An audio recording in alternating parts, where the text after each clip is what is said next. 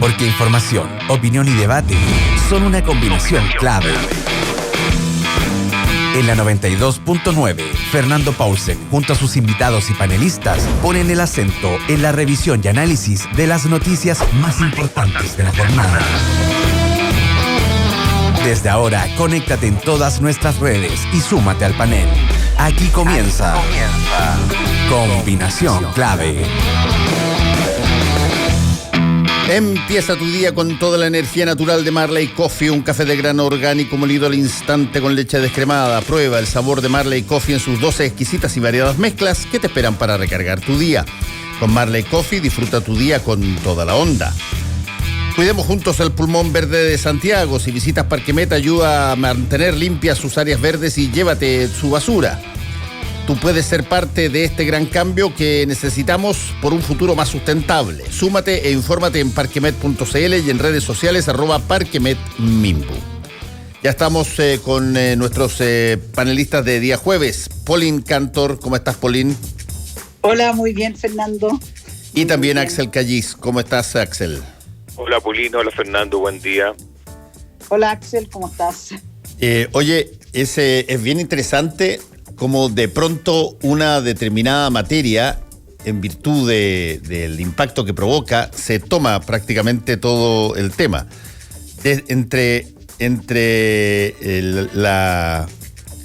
Las firmas ilegales, irregulares o corruptas de el candidato Diego Ancalao de la lista del pueblo. La situación del municipio en Vitacura y el alcalde Torrealba, de pronto los ojos se vuelcan nuevamente a este tipo de tema y creo que es bien interesante pegarle un vistazo, Pauline y Axel, en términos de lo gravitante que hoy día viene siendo el que se descubra este tipo de cosas para o consolidar la visión que se tenía respecto de la política o para incluso modificarla diciendo, mira, las cosas se conocieron, antes no se conocían, hoy día por lo menos se saben y hay una materia sobre la cual operar, Pauline.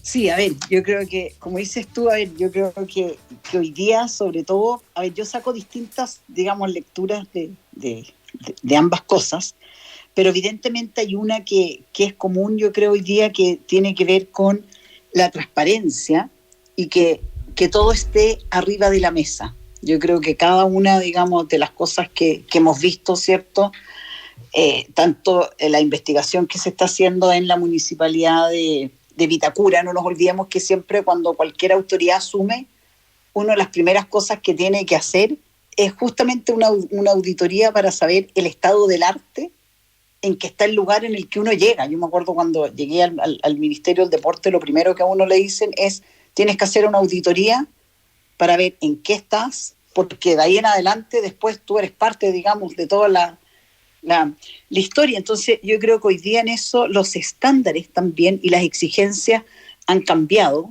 y eso tiene que ver, ¿cierto?, con el manejo hoy día de las comunicaciones, de las redes sociales, como rápidamente, digamos, las cosas se salen a la luz pública y rápidamente llegan a la vista de todo el mundo. Y lo mismo con el tema de las firmas, estas firmas fraudulentas. Sí.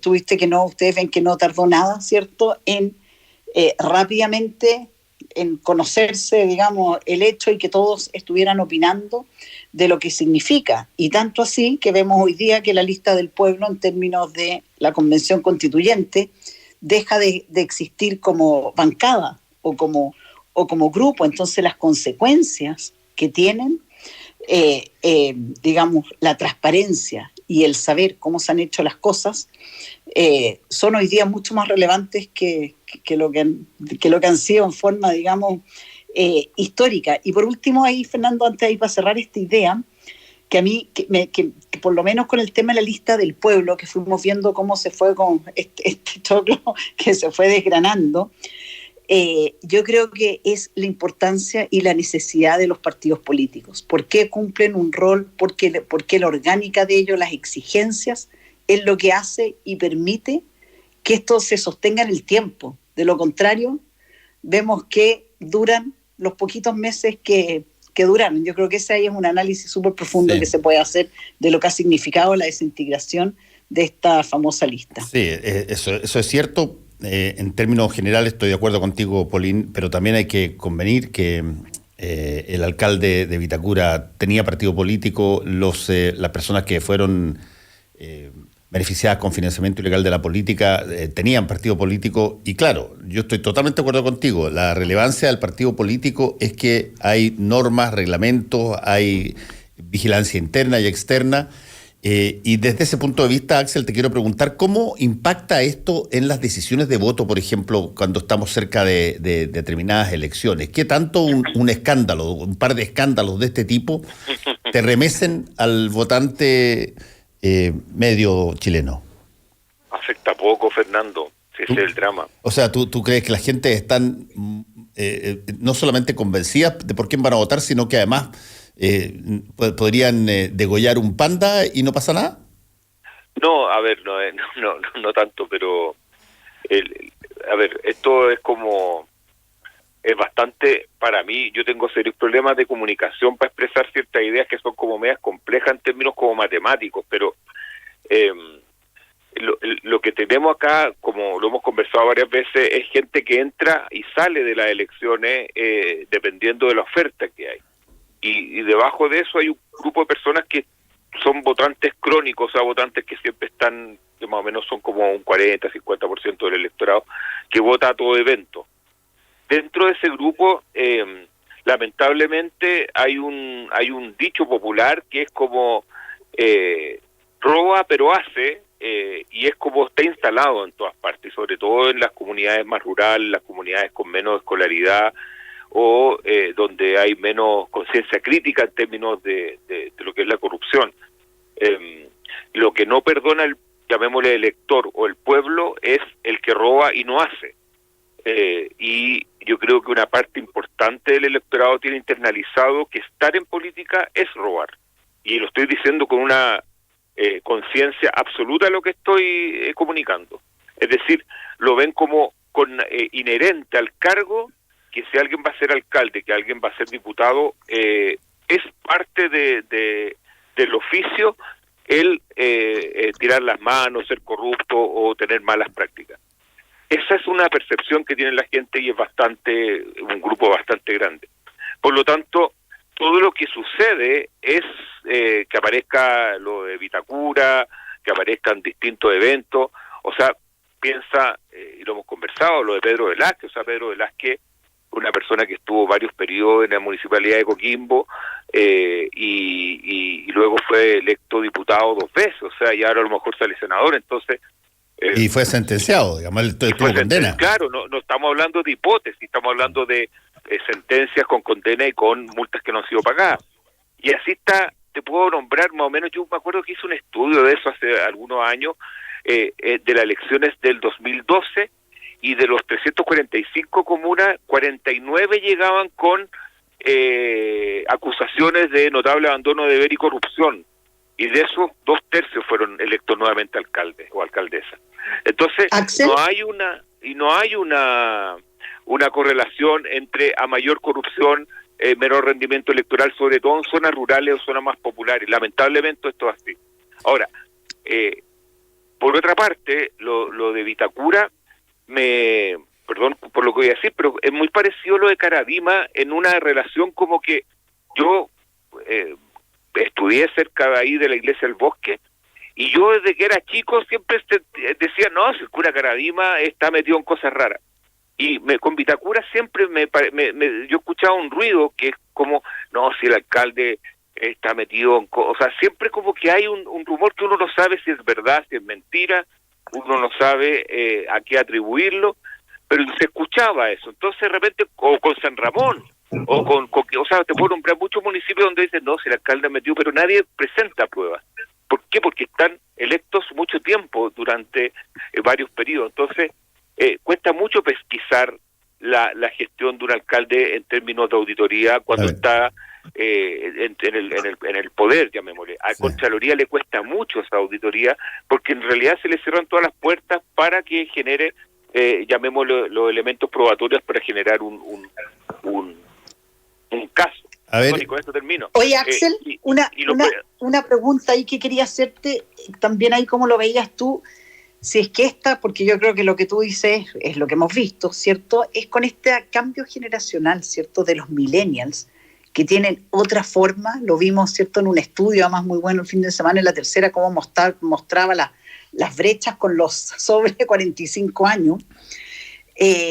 Si no están mirando, digamos, la política de otra forma, y ahí sí puede venir de alguna manera un castigo mayor en términos de apoyar candidatos con un historial, digamos, de fraude o de corrupción o me refiero que de alguna u otra forma han burlado la ley. ¿No crees tú que ahí puede venir un cambio en términos de cómo se ha dado históricamente, que dice, como dices tú, que esto finalmente ha sido como invisible?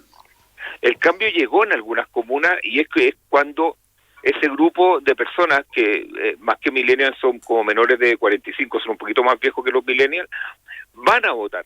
Sucedió con el nuevo, yo siempre hablo de estos nuevos públicos, sucedió en Maipú, por ejemplo. En Maipú entraron a votar muchos jóvenes, y esos jóvenes no votaron por la Katy Barriga, votaron por Bodanovich. Sucedió en Renca, ya ha sucedido en otra, no, estoy nombrando lamentablemente dos casos que son como los que se me vienen a la mente, pero que se vota por un recambio generacional, y normalmente cuesta mucho, porque estos últimos 2 años se ha producido como un vacío de la gente mayor, que son los que le dan continuidad.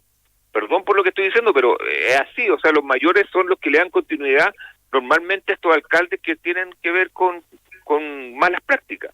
Como los adultos no han ido a votar el último año, se ha producido este cambio. Entonces ahora en noviembre vamos a ver si este grupo de gente mayor vuelve a votar, y por lo tanto se contrarresta el efecto millennial, que es lo que tú estás diciendo, que no es en todas las comunas, lamentablemente en las comunas de clase media o donde hay como un cierto nivel de escolaridad más alto, pero en el resto de las comunas están condenadas a tener muchos alcaldes con malas prácticas. Oye, pero mirándolo con el vaso medio lleno,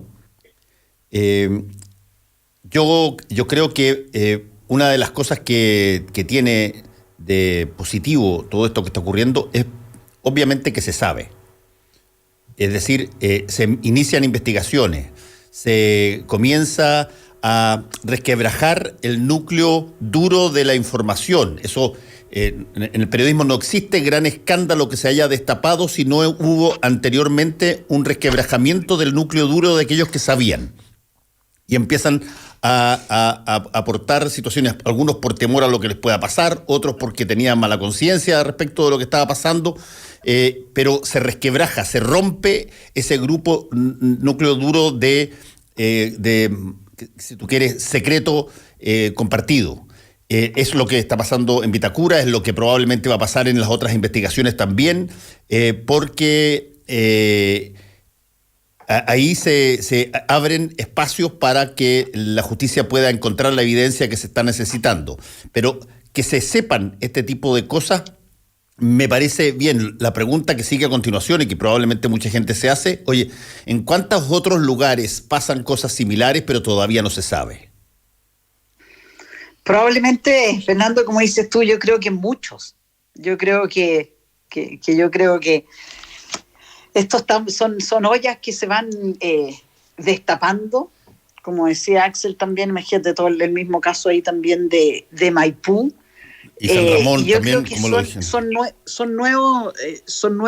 Es la nueva forma hoy día en que debería estar operando la política, pero hay una cosa que a mí me llama la atención también, y lo vamos a ver ahora en esta elección parlamentaria, la poca exigencia que hay en general de los chilenos de lo realizado por cada uno de los diputados o senadores, digamos, que estuvo en ejercicio, de sus posturas, de sus votos, en el fondo de qué hizo durante estos 4 años que yo le di mi voto. Me representó bien, me representó mal. da la impresión que la gente vota, se olvida y después ve por quién va a votar en ese minuto, pero sin hacer como esa palabra gringa, digamos, del accountability. Sí. Y eso es algo que uno lo echa de menos, es algo que está bien ausente. Mira, Solo ves que los mismos medios lo abordan poco, como poner esa información arriba de la mesa para que las personas voten de verdad en forma informada. Mira, déjame contarte una experiencia que la he contado aquí antes y que me fue bien llamativa. Cuando yo llegué por segunda vez a Estados Unidos a hacer un posgrado en Harvard, me alojé en una casa que arrendamos con mi familia, ahí en una comuna que se llama Belmont, pegadito a Boston. Y antes de 10 días, me habían llegado ya como 6 o 7 invitaciones para ser parte de una serie de grupos civiles del barrio que monitoreaban una serie de cosas, pero además todos los días viernes llegaba por correo, esto era, hoy día se puede hacer por, sin duda, mail, llegaba claro. el track record, el registro del comportamiento del equivalente al diputado de la comuna y el alcalde de la comuna. Pero sobre todo de los poderes del alcalde del estado, perdón, de la ciudad y el alcalde de la comuna. Y te llegaba todos los viernes una cosa sobre las cosas que se habían tomado, una información acá allá, una página, 2 páginas, que tú te mantenías al día respecto de cómo habían sido las votaciones que había tenido el diputado estatal, cómo habían sido y esto con el senador y el diputado. Y fíjate que es una práctica que eventualmente se podría hacer relativamente fácil, no es necesario que tú vayas casa por casa, lo puedes plantear todas las semanas en alguna página web. Y que no tengas que estar pidiéndote lo que hiciste, por cómo votaste, todas las cosas, sino que lo muestres tú directamente. Claro, no, es verdad. Y es algo hoy día que es mucho más fácil de hacer que mucho más fácil de hacer, lógico. En Boston. Aquí hay, ¿cómo se llaman estas cuentas públicas? Pero se hacen esas cuentas públicas una vez al año, se hacen estas cuentas públicas cada cierto tiempo. Tú lo podrías hacer perfectamente con la periodicidad que tú quisieras para que la gente estuviera al tanto de cómo está actuando el representante tuyo al cual le diste tu voto. Sí, claro. No. Perdón. Axel, dale. Sí, no, mira, es que hay varios mundos paralelos acá, que es bueno que, o sea, de partida, por ejemplo, el mundo que vive en torno a la política opera en una dimensión bastante acotada, que son estos de la accountability, las cuentas públicas, o cuando los alcaldes hacen la cuenta anual y juntan a sus vecinos, es decir, el impacto es bastante acotado.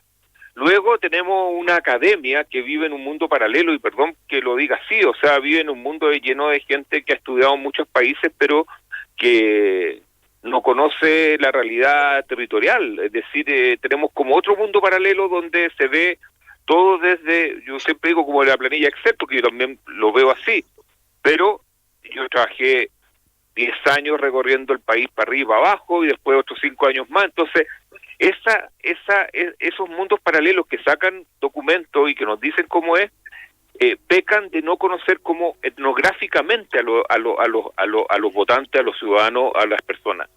Y ahí, lamentablemente, son variables mucho más básicas, mucho más de la vida cotidiana, por las cuales se evalúan o no a las autoridades.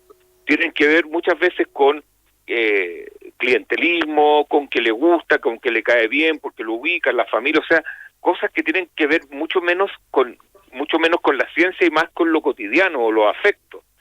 Y esa perspectiva lamentablemente no es posible plasmarla en términos como comunicacionales, que son por qué salen electos ciertas personas y otros no. Por ejemplo, hoy en día se habla de la lista del pueblo como si fuera un ente coherente. La lista del pueblo fue el pegoteo de 26 agrupaciones que no se conocían entre ellas y que muchas de ellas ocuparon la chapa del pueblo para juntar las firmas y por lo tanto nunca hubo una lista del pueblo. Entonces, que ahora se deshaga eso es muy evidente porque son gente que pertenece a territorios, naturaleza, motivaciones completamente distintas. O sea, la lista del pueblo, cuando uno ve cómo se está hoy en día, ya no queda casi nada, se le aplica una forma de entenderla desde la cohesión política o del partido político, en no entender la naturaleza que le dio origen a eso. Entonces, esto es como pescar los Balcanes y tratar de decir esto es todo lo mismo. No, esto no es todo lo mismo. Acá teníamos gente pero absolutamente distinta en todo tipo de información ideológica, unos con alcance territorial, otros, yo diría que la mayor cantidad de miembros de la lista del pueblo eran regionalistas, no eran ni siquiera personas de los territorios. Entonces, ese tipo de análisis estamos muy mediados por los paquetes que nosotros mismos hacemos muchas veces para tratar de simplificar el lenguaje de análisis y decimos, esta es la lista, sacó 27, o cosas de ese estilo, o que, por ejemplo, que los fenómenos de corrupción tienen que ver con oposición y gobierno. Los fenómenos de corrupción tienen que ver con la naturaleza humana y de generar las condiciones para que las personas puedan operar con el mayor sigilo y la mayor protección. Y mientras más tiempo están en esos cargos, mejor manejo hacen de esas variables. Ahora, como tú bien dices, Fernando, lo lamentable es que en la historia nuestra de los últimos 15, 20 años en términos de corrupción, la mayoría de los casos se destapan no por investigaciones externas, sino que por dos tipos de cosas, por lo periodístico o por las traiciones que se producen dentro de los mismos grupos. Y eso habla de que algo no está funcionando. Mira, sobre ese punto... Perdona, sí, dale. Una cosita, Fernando. Y yo encuentro que lo que coronó esto fue, por ejemplo, para mi gusto, la semana pasada, la entrevista al fiscal Abbott, donde como que quedó plasmado, para mí fue una cosa increíble, como la doctrina de la protección a todo lo que ha sido los procesos de investigación a los financiamientos, de financiamiento ilegal a la política. Entonces, ya esto no es solamente un problema del sentido común, sino que también tiene casi una doctrina que ha operado desde el Estado y de la institucionalidad para que esto tenga un halo de protección no solamente a nivel de la vida cotidiana, sino que institucional y, por último, político. Sí, mira, basta revisar algunos de los casos y tú te das cuenta de ese fenómeno que ocurre por lo menos en el ámbito periodístico y a veces también en el ámbito de la realidad pura y plana. El caso Penta se conoce por la revelación del ex gerente general, que ya falleció, que estaba en una situación de discusión muy fuerte porque se sentía perjudicado por una serie de materias que tenían que ver con su jubilación, y él decide abrir este boquete que no se conocía en tamaño, y sucede el caso Penta, y con el caso Penta, bueno, chorrea después una buena parte de las otras materias en términos del financiamiento ilegal de la política, pero es trascendental en muchos de estos casos que llevan mucho tiempo y que por lo tanto tienen un grupo de personas que saben que están haciendo algo que no corresponde, pero que se mantienen haciéndolo. Es trascendental romper el núcleo de secreto a machete que hay ahí. Es lo mismo que sucede, si tú quieres, en las violaciones de derechos humanos. En las violaciones de derechos humanos, el 95% de los casos se conocen porque hay alguien que decide parar de ocultar la situación que ocurrió. Y desde ese punto de vista, no ha sido distinto en los casos que estamos de alguna forma analizando. Sin duda en el caso de Vitacura, también pasa en el caso de San Ramón, y el impacto que ha causado en el Partido Socialista. Y ahora en el caso de Vitacura, donde hay una persona que explícitamente señala que le da una cantidad de dinero todos los meses al alcalde. Ahí cambió, Paulín, a una alcaldesa de Bópoli, de tu partido, y yo me imagino que debe estar interesada un poco en lo que tú estabas diciendo, que era hacer suerte de arqueo para saber qué recibió. Yo creo que eso hoy día es la base, digamos, es algo, como les decía, que hace cualquier autoridad al llegar. Digamos, eso es algo que tú lo tienes que hacer. Ahora, yo creo que todos estos casos que tú has mencionado y que hemos estado mencionando, ¿cierto?, acá de corrupción, tú ves que es algo que sucede, digamos, en el mundo entero. Yo creo que eso es algo que claramente por la naturaleza humana va a ser imposible erradicarlo. Yo creo que lo que sí hoy día tenemos es que estas cosas explotan muchísimo antes. Hay mayor información, las mismas redes, ¿cierto?, lo comunican a una velocidad muy, muy distinta. Pero lo que quería agregar nomás muy rápido, porque yo concuerdo con lo que decía Axel, de que en el fondo acá estas comunidades, ¿cierto?, cómo se mueve la comunidad política, la comunidad económica, la academia, pero yo creo que hoy día el ciudadano común, y eso es una exigencia, y yo creo que es algo que tiene que ir cambiando, es la información que maneja, porque tú decías las cuentas públicas, efectivamente la gente se enreda, hay un montón de información, cada uno cuenta lo que quiere. El voto al final muchas veces tiene que ver más con, como dices, clientelismo, porque me cae bien, porque le ayudó a mi mamá o le ayudó a una abuela. Pero hoy día yo creo que nos tenemos que preocupar, y ese es uno de los cambios, que la ciudadanía común y corriente sí puede manejar más información simple, que le permita poder evaluar de otra forma a sus autoridades.